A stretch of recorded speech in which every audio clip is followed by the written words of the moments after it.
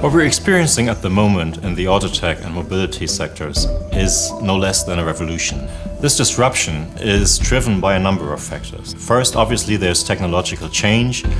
Elements like digitalization, engineering and communication services converge and create a whole new playing field. Second, there are also cultural changes. The concept of mobility is less tied to the individual ownership of a vehicle and more understood as a holistic concept where mobility can be purchased as a service. Finally, there are also policy pressures on the sector. Global warming creates an incentive for regulators and legislators to drive the industry towards a zero-emission mobility concept and consequently a widespread electrification of vehicles. And on the other hand, you have to add that the AutoTech industry faces some other megatrends which exist in the industry. We have Industry 4.0 and Internet of Things. We have 3D printing, which revolutionized more or less the production of spare parts. And we have, for example, also the traditional manufacturers of cars who expand their business by becoming a mobility service provider.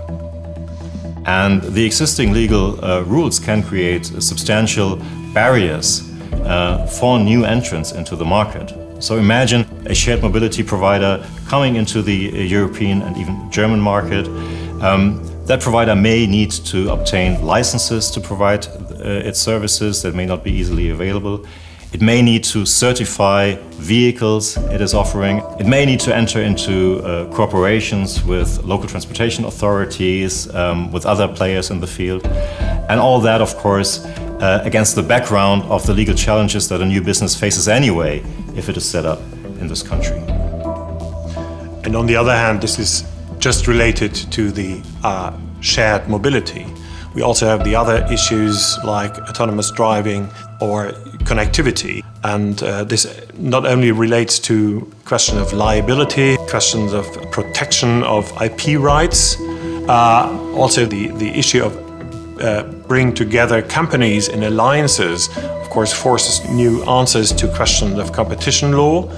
And of course, you have the question of data protection, which plays a huge role in this area. Yes, of course. I mean, with the emergence of an abundance of new sensors being employed in cars, the amount of data that is created is, of course, increasing exponentially.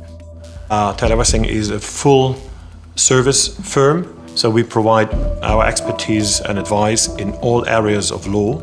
So we combine the knowledge from our industry groups, automotive and mobility on the one hand, and technology and communication on the other hand. And both together are concentrated in a, let's say, smaller group, AutoTech, which covers all these areas of law which are relevant in this revolution.